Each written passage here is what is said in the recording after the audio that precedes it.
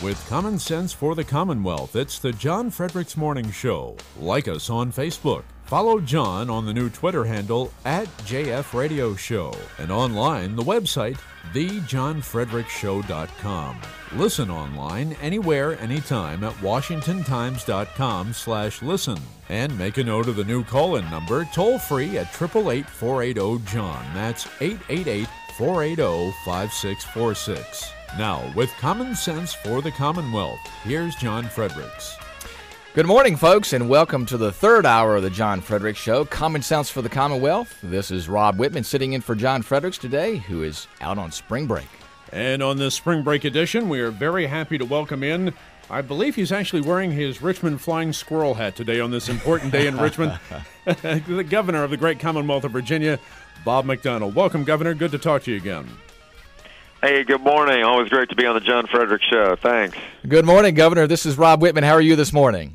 Hey, Congressman. I appreciate it. You're nice to do this, and appreciate your representation of Virginia's great 1st District. Well, thanks, Governor. I appreciate the great job that you're doing there. And this is going to be a busy day for you. This is reconvene session. I remember my days there in Richmond when we would get together to go through the amendments that the governor would send over, and today is your day to send those amendments over to the House. Kind of give us your view. A lot of things going on today. Amendments to the transportation bill, to Medicaid expansion, and also the school takeover bill. Kind of give us your view on what you've sent over and what you expect.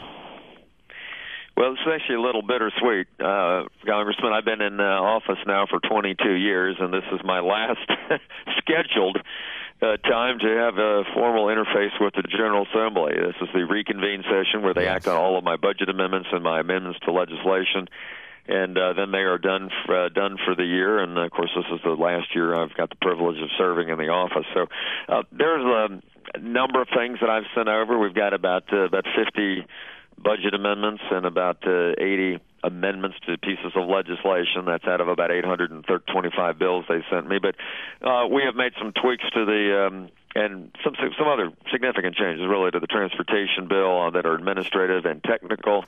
Many of those, some that firm up the constitutionality of the bill, and then some changes in some of the tax policies. We've reduced about 4 taxes to the tune of about $300 million over the 3 years, but the bill will generate substantial revenues, Rob, long-term for the state, a little more for Hampton Roads in Northern Virginia to finally alleviate this nagging 27-year-old problem of not having sustainable transportation revenue, I think, which means improved quality of life, job creation, ability to attract new industry to Virginia. I've also amended a few other bills dealing with drones and texting while driving that I think make the bill better, improve its functionality, and make it those bills more clear the purpose of those. But most of the amendments to the budget, I would say, would be relatively minor. We only made about $14 million out of a $86 billion budget, only about $14 million of amendments, and they were relatively minor, funding judges, vacant judgeships, and a couple other things important for economic development that got funded. But overall, the feedback has been reasonably good, and we'll see how we do when the legislature comes in. Well, as you know, it's always a challenge. I know the back and forth between the executive and the legislative branch, but I know you've had some great discussions there about trying to move these issues forward, and I appreciate your leadership there. I know that you've been especially focused on education and making sure that there's accountability in our schools here and making sure that those underperforming schools, get back on track. Tell us a little bit more about your efforts there and what you hope to accomplish with that. I think that's one of those elements, too, that sometimes goes unnoticed, but that you've done a tremendous job with. Well, thanks, Congressman, because this was a huge session for education reform. In fact, I really made that my top priority. I mean, transportation was, I would say, maybe equally important, and because it was such a vexing problem for 27 years, it got more attention. But really a top priority this session was reforming our K-12 system. We've got real overall very good schools in Virginia, but the world is getting increasingly competitive, and our rankings and compared to some other countries now have started to slip a little bit, especially in math, science, social studies, and that's very, very troubling. So this year it was about making sure that every young person, regardless of where they live, what their zip code is, their family backgrounds, got a chance to go to a world-class, very good world-class school. And so several things happened. One is we reformed our teacher tenure laws to make it easier to bring in good teachers, but to make it easier to remove teachers that aren't performing well. Secondly, we said full accountability to schools, and that means zero tolerance for failing schools. So two major things. We've changed our grading system for the schools to A through F. Every parent understands that, and they'll know if their child is going to a good school. And then secondly is based on those rankings, if you're going to an underperforming school for more than a couple of years, we're going to have a state plan to have either new management come in or with a state management of that school, or we'll start a charter school, but we are not going to have young people chronically going to schools that are underperforming. It's not fair to them. And then, Rob, we had a number of other related bills. We've raised teacher salaries. We've got a new merit pay or strategic compensation program to incentivize teachers. We've brought in the Teach for America program to get some of these great, well-trained teachers to go into underperforming or hard-to-serve schools, a focus on third-grade reading so that we end social promotion and don't have young people going on to fourth or fifth grade if they can't read well, and a number of other things. So this was a huge year for K-12 education, and I think the combination of resources and accountability will improve our system. Well, I tell you, I think those are great accomplishments. I know my wife's a school teacher, and she tells me every day the importance of education. And being an elementary school teacher for 33 years, she deeply appreciates what you've done to move the ball forward in education. And as you said, make sure that Virginia is a leader, not just in the United States, but around the world and how it educates its students. So we appreciate the leadership there. Sure. Wanted to talk too a little bit about, you've done a lot too on the economic development front. I know you're heading to China next week, but also know that you're very active in the state. I know that there's been a great joint effort in trying to get the FBI headquarters that is going to move here to Virginia. And obviously there's some competition between Virginia and Maryland, and the state delegations as well as the state government are very involved in that. Kind of give us your take on the efforts that are going on there with the FBI relocation and the things that might be happening there in the future. Well, creating jobs and economic development and bringing new industry, public and private, to Virginia has been really the top priority of the administration, Rob, as you pointed out. I think it's paid dividends. We're down from 7.3 to 5.6% unemployment. We've had three surpluses in a row now, totaling $1.4 billion. And so Virginia's private sector, the great leadership there is making a difference. Now, we also have tried to attract certain operations to the state from the federal government, and the resources that come with that. We've got a State Department testing range and training facility down in Fort Pickett. And yes, we would love to have this new FBI facility come to Northern Virginia. We've got some good locations in Northern Virginia. As you know, there are several other FBI facilities in Virginia, one, of course, at Quantico and other places. And we think that this would be a great location in that Northern Virginia corridor for the FBI. So we've certainly been communicating between our economic development people and the FBI about the advantages of coming to Virginia, the synergies with other government agencies, and we've certainly let them know that that's a priority. I think all of the congressional delegation has also worked on that and been supportive of such a move. It would be just one more positive thing to have our leading criminal justice bureau located here in Virginia would be great. Well, I agree. I think if there is a process, which we hope there will be, that's transparent and that is an objective process, that Virginia can win the day just based on the merits of the properties that we have available here in Virginia. So I know everybody appreciates your help in working together to try to make that happen. Tell us a little bit more about your upcoming trip to China. I know that's got to be exciting times, and what you hope to accomplish when you go over there to China next week.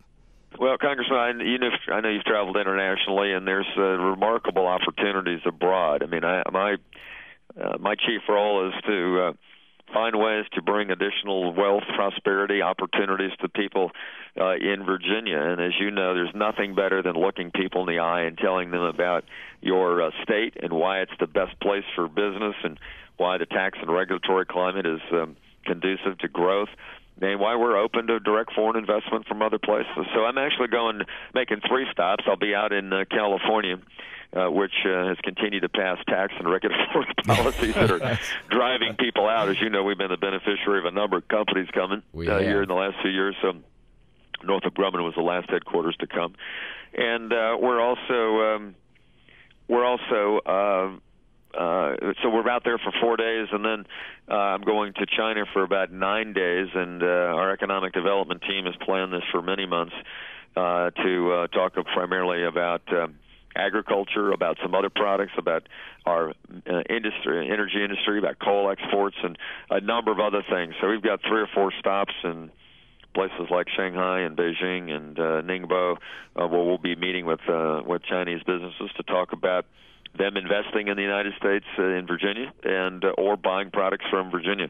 And then we're finishing our trip to Japan right after that to talk to Japanese businesses that we've got business relationships already, like Sumitomo and Canon, and ask them to do some expansion of their footprint here in Virginia. So I'm looking forward to it. This will be my second trip to China and Japan. We had Rob, the last time, and I think you know this, with agriculture being the largest industry in Virginia, we promoted soybean shipments, for instance, and we've, I think, had about $300 or $400 million of soybean shipments just because of that trip to China. So they're our second largest exporter now of agricultural products. I look forward to success and being able to bring in more jobs and opportunities and tax revenues through economic growth for our state. All right, Governor, I know you have a time constraint. We wish you well on your trip. Bring back the movie industry to Virginia from California. We'll be a much more friendly environment for that, and good luck today in the reconvene session. It's great to have you on, as always, and please give our best to the First Lady, as always. Well, thanks very much, and you had a good job with that guest host, Congressman Whitman. I think he's got a future. Well, I think thanks, so, too. Thanks, Governor. I tell you, it's I'm just here at Steve's direction, so I appreciate the opportunity to have you as our guest today, and thanks for all you do for the Commonwealth. Thanks for your leadership, and I know this is a time of mixed emotions with this being the last interaction with the legislature, at least on the formal side of things. But I appreciate all that you've done through your career, and I know it'll continue for many more years to come. Well, thank you very much, Congressman Steve. Appreciate it very much, and keep up the great work on the John Frederick Show. Thank you. There you go. I love when he puts a plug in, don't you? The governor of the great Commonwealth of Virginia, Bob McDonnell, on a very important day. It is now coming up on 8:23 here on the John Frederick Show. Back in a short 2 minutes. For over 100 years, Hargrave Military Academy has remained a leader in character development. It's an expectation and a way of life at Hargrave. Character development, academics, and leadership are essential advancements at Hargrave. Through academic learning and cadet leadership, students discover character through their actions. Each month, a character theme is highlighted. Hargrave's April character theme is honesty. Learn how Hargrave's character development, academics, and leadership programs can build his future. Families interested in a structured academic setting can learn more by attending an educational and informative open house at Hargrave Military Academy in Chatham, Virginia on Saturday, April 13th at 12:30 p.m. Call 800-434-2480 for more information. That's 800-434-2480. Or visit hargrave.edu. Hargrave Military Academy. Build his future. Okay, we on? Well, folks, we knew it was coming. For those who don't know me, this is Pete's Pig Rig. The barbecue smoker Pete Snyder's hauling around Virginia as he's running for lieutenant governor. What? Never heard of a talking barbecue smoker? Ha! Seems old Pete's bold conservative ideas are hitting home. Conservative leaders across the state, Oliver North to Mike Ferris, say Pete Snyder's the best conservative to lead Virginia forward. Makes me proud. Pete's a true outsider. So surprise, all them political insiders will say anything to stop Pete. Emails, robocalls, all the tricks they know. They don't want an outsider crashing their party. So we gotta smoke them out. That's where I come in. If you want to shake things up in Richmond, Pete's your guy. Take it from this ironclad conservative. Pete Snyder for lieutenant governor. Proven conservative and world-certified barbecue judge. Yep, you heard me right. All right, Pig Rig out. Paid for and authorized by Pete Snyder for lieutenant governor. It is now 8:25 here on the John Frederick Show. The segment brought to you by Ending Spending. Ending Spending focused like a laser beam on finding solutions to the nation's crippling fiscal and debt crisis. Ending Spending strongly supports Virginia Attorney General Ken Cuccinelli for governor and entrepreneur and businessman Pete Snyder for lieutenant governor. Two strong, unwavering fiscal conservatives who will move Virginia forward, expand the economy, and create jobs. To learn more, visit endingspending.com. That's endingspending.com. endingspending.com.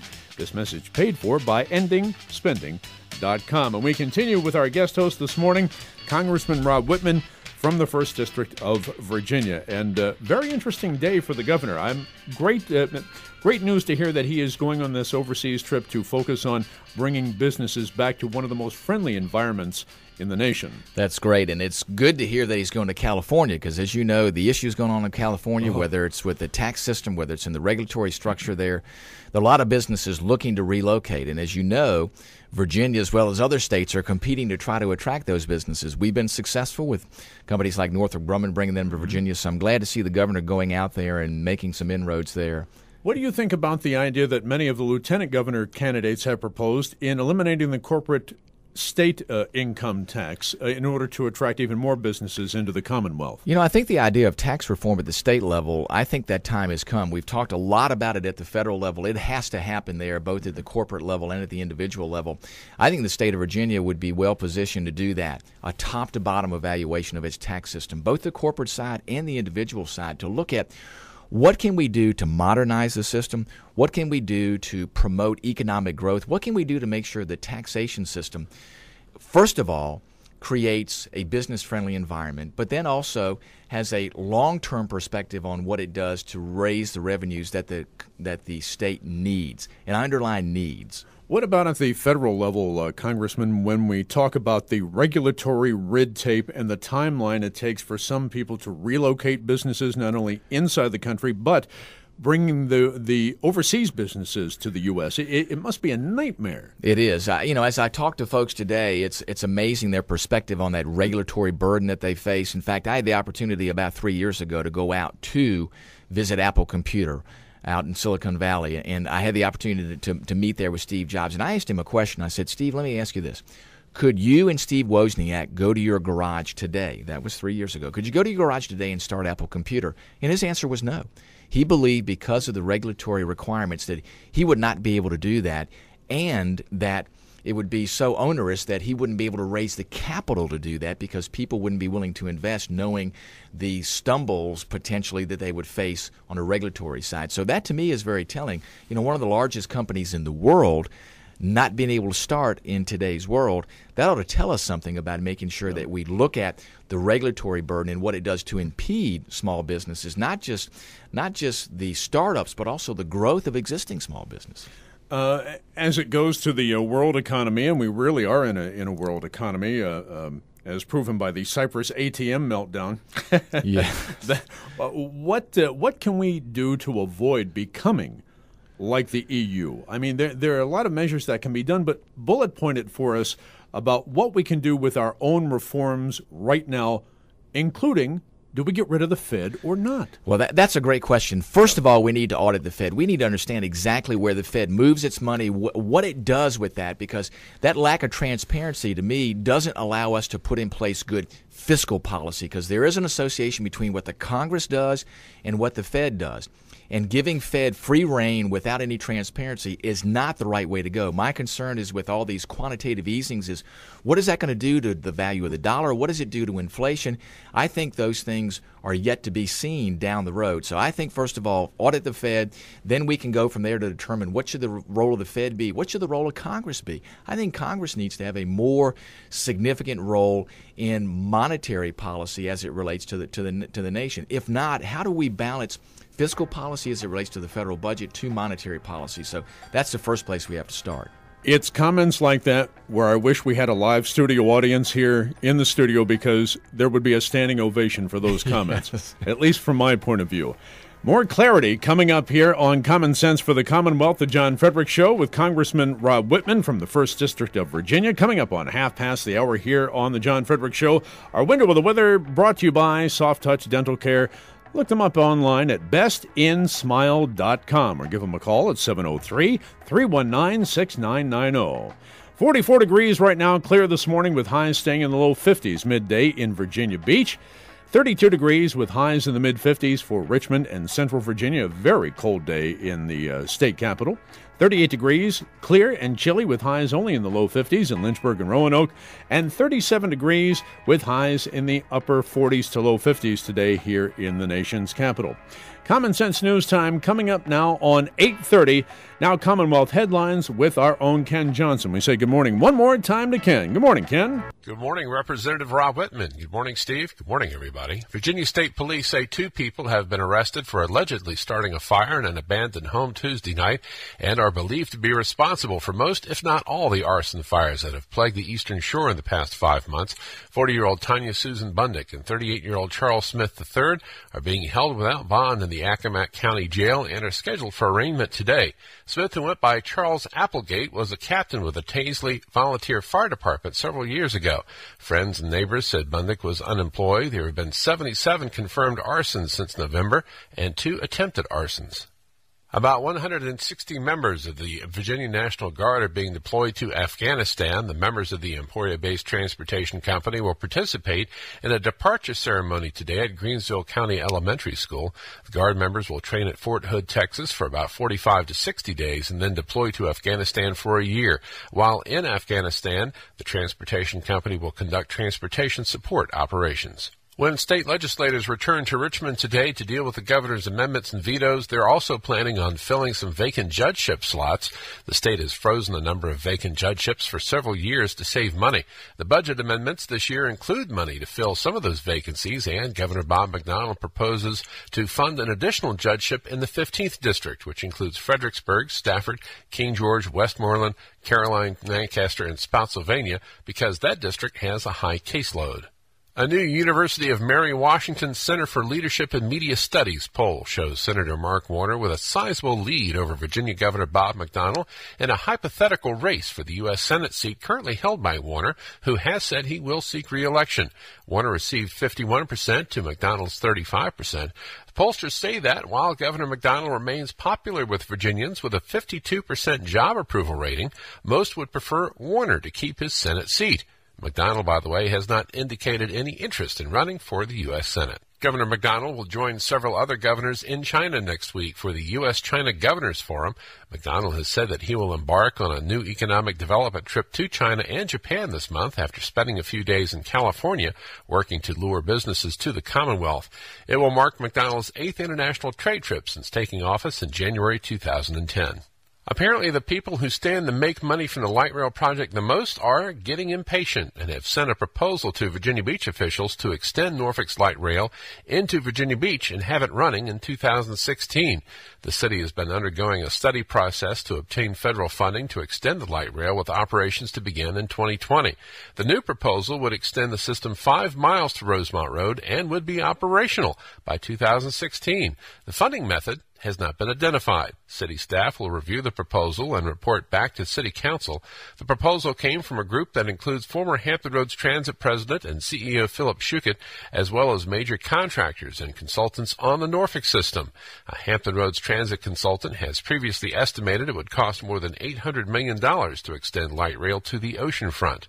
State and local news brought to you by the Chris Weaver Real Estate Team, your Virginia real estate leader, recognized by the Wall Street Journal as a top 100 team of all real estate teams across the country. Buying, selling, or leasing, get it done right by the people that do it right. Chris Weaver. ChrisWeaver.com, KRISWeaver.com. With common sense for the Commonwealth, it's the John Fredericks Morning Show. Like us on Facebook. Follow John on the new Twitter handle @JF Radio Show, and online, the website, thejohnfredericksshow.com.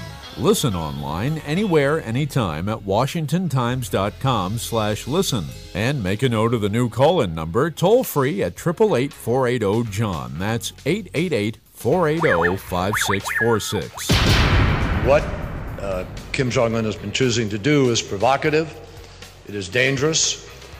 Reckless, and the United States will not accept the DPRK as a nuclear state. We are prepared to enter into a dialogue, negotiation, if they are serious, if they will stop the provocations and engage in a serious discussion. So much inhumane behavior taking place around the world, and much of it justified. as it's a cultural norm. We see too many countries where women still face violence and abuse. Too many political systems that treat women like second class or even worse. I want to thank my God. You know, I used to cringe when somebody would say, okay, I want to thank my God. It was at that point, okay, this is getting uncomfortable.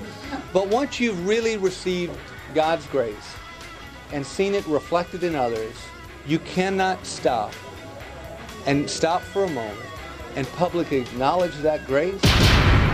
States need to consider changing the laws so that it allows the firearm to be carried by school personnel. If it were simple to pass measures through Congress that are very common sense but would reduce gun violence in America, those measures would have passed already. Whatever you do, if you served, it shouldn't be hard to get traction back in the civilian workforce. If anything, it should be easier. So that's the first thing we want to do. We owe it to people who've served to make it as easy as we can. They don't want any kind of handout. I mean, but a pathway to success is something that we owe people who have served. That's the first reason that we need to solve this problem. Now, with common sense for the Commonwealth, here's John Fredericks. Good morning, folks. This is Rob Whitman sitting in for John Fredericks today, who is on spring break this week. And as John continues his spring break, we're very happy to have Rob Whitman representing the 1st District as our guest host this morning. One more segment to go as we have renamed the show the Congressional Edition of Common Sense for the Commonwealth. We welcome Congressman Bob Goodlatte representing the 6th District to the program for the first time. So heads up to our newest affiliate, WBRG, who covers Lynchburg, Roanoke, and Harrisonburg. Good morning, sir. Good morning. It's good to be with you and with Rob. Good morning, Congressman Goodlatte. This is Rob Whitman. I want to begin the show by asking, is it okay if I call you Bob? Oh, please do. You do every other day. I do. But I want to make sure for this we go through the formalities. But Bob, thanks so much for joining us today, and I appreciate all you do for the 6th District. You do a fantastic job there. You've been a real stalwart for conservative causes through the years, from the balanced budget amendment to making sure that we have a right-sized and scoped government, and I appreciate what you've done there. You know, your new leadership position as chairman of the Judiciary Committee, I don't think folks realize that it was back in 1883 when John Tucker was the chairman. It's been since that time that there hasn't been a Virginian until now, until you now become the new Judiciary Chairman. So I know that's a great new legacy for Virginia there in your leadership role there. But I wanted to start out by talking a little bit about all of your efforts on the budget, and you've been a real stalwart to say we need a balanced budget. We need a balanced budget amendment. You have led the charge in the last 3 or 4 years as the focus has really gotten down on how we manage this debt and this deficit. Give us a little bit of your thought about where you see things going with this effort on the balanced budget amendment.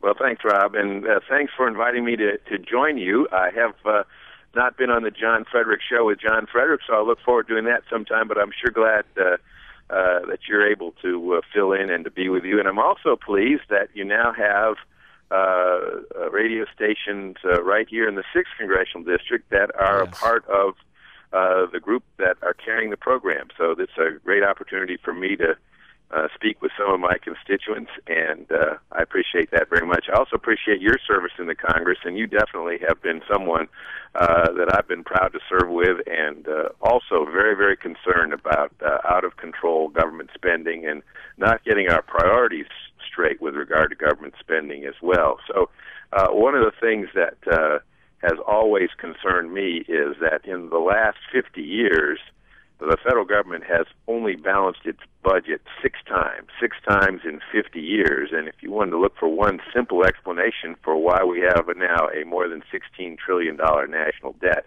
that's it.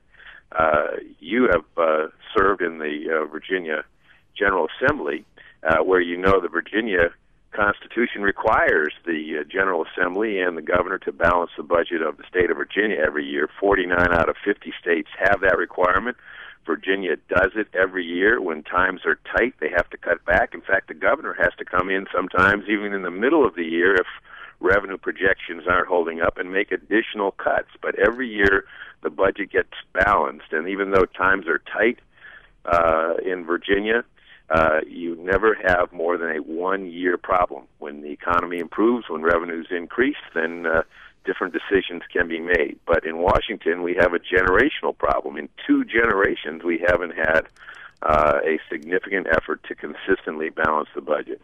So that's why I think the U.S. government should have the same thing that Virginia and 48 other states have, and that is a requirement in the Constitution that the budget has to be balanced every year except in times of war or national emergency, when the Congress could vote by a supermajority to not balance the budget. You know, there are going to be times like that when the economy's bad, when the effort to deal with a war or other military circumstance is so great that we have to spend more than we take in. But that should be the exception, not the rule. Maybe 6 times out of 50 years you wouldn't balance the budget. And just think how different our economy would be today and our government would be today if we had lived by the same rules that the states have to live by. So we've been pushing for a balanced budget amendment. You've been a great champion of that as well. And I reintroduced it again this Congress on the very first day of the Congress, a requirement that the federal government balance its budget. It's something that's difficult to pass because a constitutional amendment of any kind, we've only done 27 since our Constitution was adopted in 1788. And the fact of the matter is, it requires a 2/3 vote in the House, a 2/3 vote in the Senate, and then 3/4 of the state legislatures have to ratify that. And we came within 1 vote of passing it out of the Congress in 1995. Yes. And we didn't have another vote on it until just 2 years ago, the end of 2011. And we need to do that every Congress now, in my opinion, so that we are connecting with the American people who support this by more than 80%, Republicans, Democrats, Independents. The understanding that you have to live within your means is something that every family, every business has to live with every year. Why shouldn't government? Bob, I think that's a great point, and I know people get very frustrated to say, you know, why can't Washington balance its budget? I have to, as a parent in a family. The state has to, local governments have to. As you said, it's just illogical to believe that we can continue down the road without a requirement to balance the budget. And you brought up a great point, and that is where we are today. I think it's a direct outcome of that issue where we don't have a balanced budget. So I know that you've been very focused on making sure that bill not only gets introduced, and it's always, you know, the first bill there on the docket in each of the new Congresses, and you're right there leading it. What are the chances this year? I know you've had some conversations with leadership about how to get that to the floor. As you know, when it came up in the end of 2011, it was a required vote as part of an effort to do a number of other things.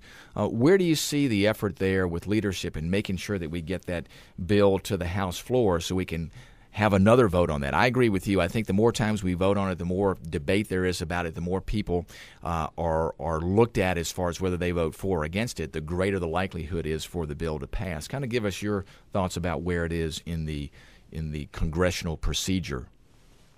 Well, first of all, I think the leadership has been listening to the rank and file members of the Congress, and you're exactly right. That's how it happened in the last Congress. It hadn't been voted on in 15 years under Democrat control or Republican control, and I really think that was a mistake. You know, we tried, we came very close to pass it in the 1990s, and then when we got a Republican president and a Republican Congress, that's when we really should have been pushing very hard to get this done. But instead, I think people said, well, we've got 9/11, we've got excess expenditures, and this would just point out how we're not balancing the budget. But that's really the point of this, and that is that if you had a balanced budget amendment in the Constitution, you would have to make a conscious decision each year not to balance the budget, and maybe there would be years when it would be a very good reason not to, but most years there wouldn't.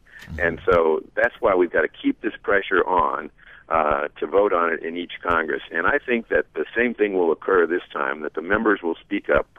You know as well as I that when we attend the Republican conference, almost every week somebody stands up and says, we need to have another vote on a balanced budget amendment to the Constitution. And like I said, it's hard to pass.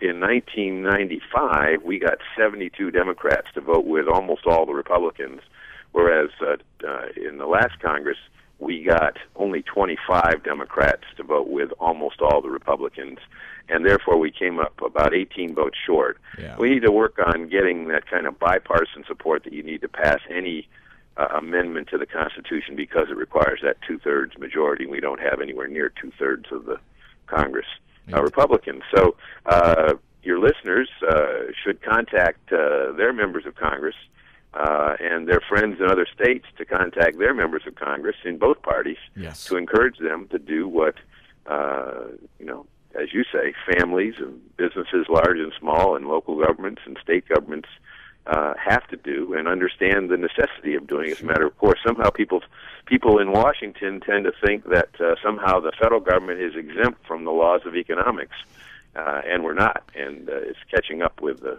federal government with this huge debt that has piled up as a result. Well, it is, and we cannot continue down that path. So I appreciate your leadership there and what you're doing to make sure we stay on track to force this balanced budget issue.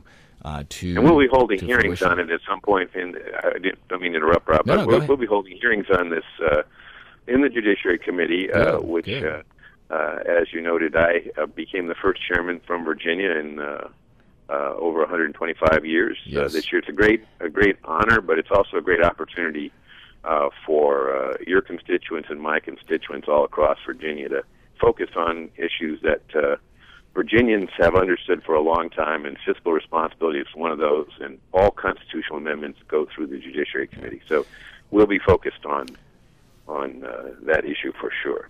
We know you talk about your leadership. I know it's been noted amongst everybody there in the House in Washington, the great job you're doing there in a very, very difficult time. As you know, the issues that come before the Judiciary Committee get people's attention. As you know, the element of immigration reform that you're taking up, I appreciate what you're doing there. That's a big issue. I know there are a lot of issues that will come before the committee there, and I appreciate your leadership there. And again, noting the great job that you've done in listening to folks, and I think that's an important element of leadership there. So we deeply appreciate what you've done there and what you're doing to keep our system on track towards balance, and that is ultimately through that balanced budget amendment. So, Bob, thanks so much for joining us. We appreciate all your leadership there in Washington. Thanks for taking the time to join us today. Glad you got an opportunity to come on board with us, and glad to make sure that you're out there being heard by your constituents out there in the 6th District.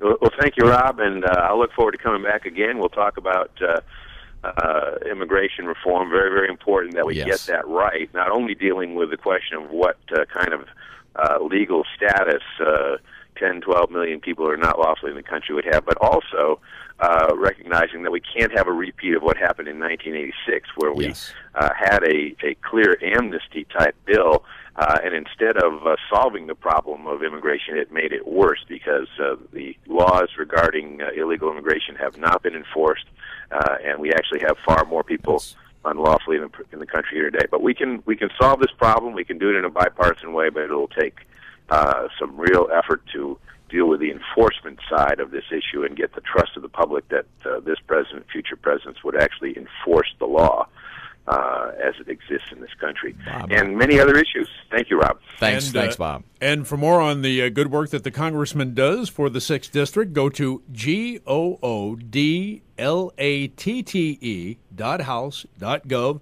You'll see more about his great work there for Roanoke, Lynchburg, and Harrisonburg, that great 81 corridor there. And Congressman, I'd love to have you back on when John is back. It's been a tremendous pleasure to have you on the show this morning. Well, thanks, folks, and it's great to be with you and your listeners. All right, there you Thanks, go. Bob. It is now coming up on 8:54. Back in a short 90 seconds here on the John Frederick Show. Hi, I'm Mike Watson, president of CatLab, Accredited Calibration Laboratories. If your job is to ensure the integrity of instrumentation in your facility, you know the importance of a reliable calibration lab. Your company is serious about quality and compliance and relies on your expertise for both. So when it comes to the accuracy of your test equipment, you can rely on us. CatLab is accredited, prompt, and local, and since 1989 has partnered with manufacturers around the globe. Built by technicians for technicians. Visit CatLab at catlab.net. Courage.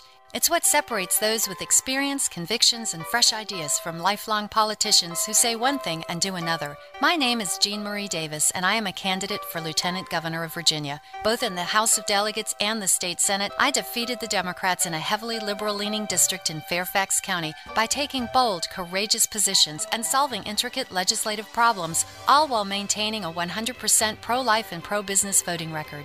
A member of Governor McDonald's cabinet, I directed his Washington office where I worked to make sure that directives from Washington never infringed upon Virginia's states' rights. I am the most electable conservative candidate for lieutenant governor and will add strength and diversity to the ticket with Ken Cuccinelli and would truly appreciate your support. Please go to my webpage at JeanMarie4LG.com. That's JeanMarie, the number 4LG.com for more information and to sign up to be a convention delegate. I'm Jean Marie Davis, a candidate for Lieutenant Governor, and my campaign paid for this ad. 8:55, Common Sense News Time here on the John Frederick Show with our guest host this morning, Congressman Rob Wittman from the 1st District of Virginia. And stories we are looking at today, Defense Secretary Chuck Hagel delivers what is described as a major address on strategic and fiscal challenges facing the military. He'll be at the National Defense University at Fort McNair.